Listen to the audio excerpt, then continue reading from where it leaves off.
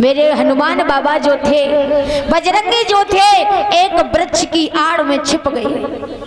प्रभु को जब राम लिखते हुए देखा तो बजरंगबली वृक्ष की आड़ में छिप गए और भगवान श्री राम ने एक पत्थर लिया और पत्थर पर राम लिख करके आज जैसे ही समुद्र के किनारे पहुंचे, सोचने लगे कि नल और नील के द्वारा ये पत्थर जो जल में तैरने लगे थे, क्या हमारे हाथों से भी तैरने लगेंगे। उन्होंने राम लिखा और वही पत्थर लिया और लेकर के जैसे ही जल में छोड़ा तो वही पत्थर तैरने की बजाय डूब जाता है। जब डूब गया तो उसी समय परीक्षित महाराज हनुमान बाबा निकल करके आए और हनुमान बाबा आज श्री राम से हाथ जोड़ करके कहने लगे, प्रभु ये कैसी विडंबना है, अरे तुम्हें ये कैसी लीला कर रहे हो, जिसको तुम एक बार छोड़ देते हो, जिसको थाम लेते हो, उसकी नैया तो भव से पार हो ही जाती है, लेकिन जिसको तुम छोड़ देते हो वो स्वतः ही डूब जाता है। बोलिए गोविंद भगवान की। क्योंकि जिसको तुम छोड़ दोगे वो तो वैसे भी डूब जाएगा। इस दुनिया में जब चलता है वो भगवान के सहारे ही हम सब लोग चलते हैं। बोलिए गोविंद भगवान की।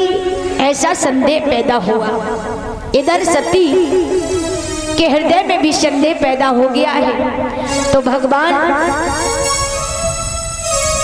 भोले कहने लगे जाओ।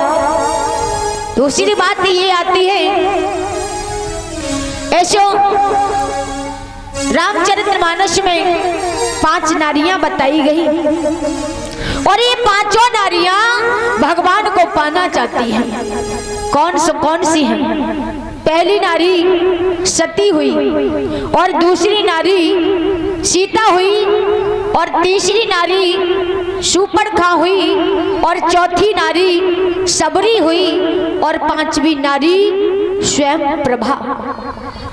ये 5 नारियां इतनी भगवान की भक्ति में आसक्त हैं जो कि भगवान को पाना चाहती हैं, लेकिन 5 नारियों की रास्ता अलग अलग है। वो रास्ता कैसी है? सती ने भगवान को पाया परीक्षा से और सीता ने पाया इच्छा से, शूर्पणखा ने पाया समीक्षा से और सबरी ने पाया प्रतीक्षा से और स्वयं प्रभा ने पाया शिक्षा से।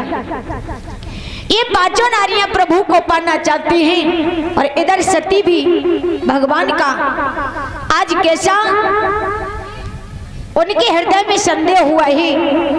भगवान के कहने पर बिना कुछ सोचे बेचारे आज भोलेनाथ भी सोचने लगी, सती अब हमें लगता है कि अब तुम्हारा कल्याण नहीं है, तुम्हें संदेह ऐसा पैदा हो गया है और जाकर के जाओ मेरे प्रभु की जाकर के परीक्षा ले लो।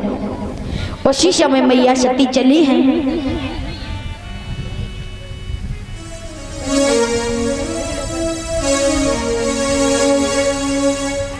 कि